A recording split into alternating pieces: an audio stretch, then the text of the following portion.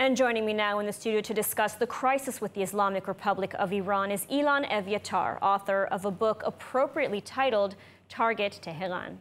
Ilan, thank you so much for joining us today. Thank you for having me. Great to be with you. So, knowing the Iranians as you do, what would you estimate will be the scope of their response, and what could an all-out Iranian attack look like? First of all, let's start with the scope of their response. I think the consensus at the moment is that their response is expected to be measured. They feel that they have been humiliated by the assassination in Tehran a few days ago of Ismail Haniyeh, the political leader of Hamas, and that they must respond. There are differing, contrary voices coming out of Iran, but I believe that they will seek a point that causes pain on the one hand, but on the other hand, doesn't instantly lead to all-out war. Mm-hmm. And why take a defensive posture? If we know that an attack is coming, why doesn't Israel simply preempt it? I think preemptive strike is not necessarily what people may imagine it to be. We had the preemptive strike of the Six-Day War, in which Israel destroyed the air forces of Egypt and Syria, but this isn't likely to be something similar.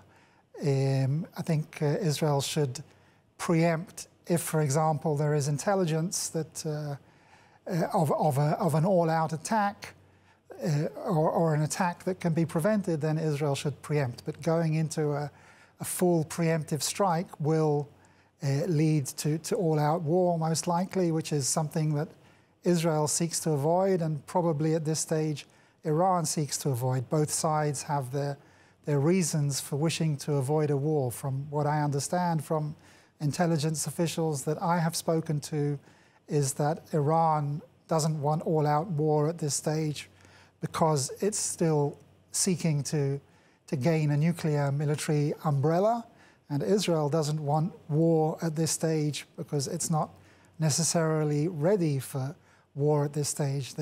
We're facing not just Iran, we're facing Hezbollah, we're facing the Houthis in Yemen, the pro-Iranian militias in Iraq, the pro-Iranian militias in Syria, and even from as far away as Afghanistan, pro-Iranian militias are likely to join in the fight.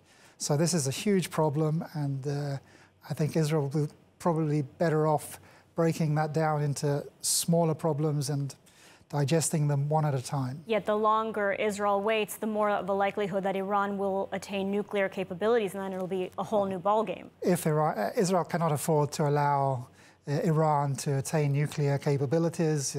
We all saw what happened on October 7 and what has happened since October 7. And obviously you can imagine what the situation would be if Iran were to have nuclear capabilities. Israel has operated against Iran's nuclear program for since the mid-1990s, when Israel started its campaign against the Iranian nuclear program. People said that Iran would have military nuclear capability within a few years.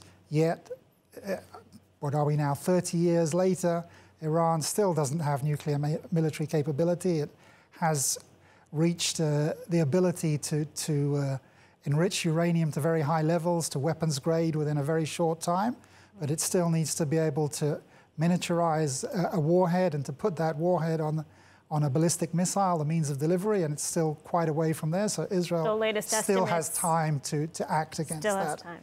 The latest estimates, though, put it at about a 2 weeks breakout time. 2 weeks to enrich sufficient material for a nuclear weapon, but that is still a long way from actually being able to build one and deliver it. Mm-hmm.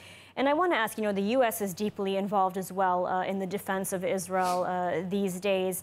What about the rest of the coalition that we saw in April? Are they also going to be on board this time around? Well, we've seen both the United Kingdom move forces towards the area. We can expect France to once again contribute to the defensive effort.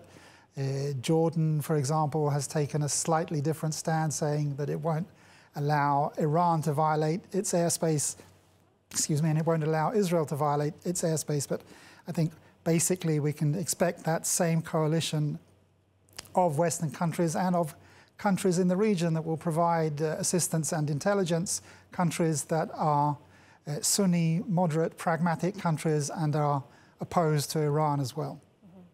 And I want to just ask, in your new book, you take a look at sort of the covert war that's being waged by Israel against the Islamic Republic. Can you give us maybe just a little sneak peek into that? Sure. I mean, we cover, like I said, the book goes all the way back to the mid-1990s when Israel started its campaign against the Iranian or the Islamic Republic's nuclear weapons program.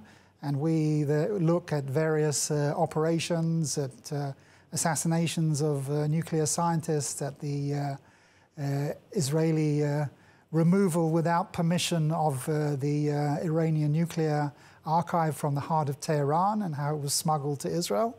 We look at the assassination of Mohsen Fakhrizadeh, the father of the Iranian nuclear program, the Robert Oppenheimer of Iran, and various other operations, sabotage operations against Iranian nuclear facilities. And in addition to all of that, we also look at how Mossad was involved in the behind-the-scenes diplomacy that led to the creation of the Abraham Accords, to ties with the United Arab Emirates and Bahrain, and we look at how ties were created, which are still unofficial and below the table with Saudi Arabia, and what the chances are of normalization going ahead despite everything that has happened. So really fascinating book with a lot of interesting anecdotes, I'm sure, in there. Ilan Evyatar, thank you so much for taking the time to speak with us today. Thank you.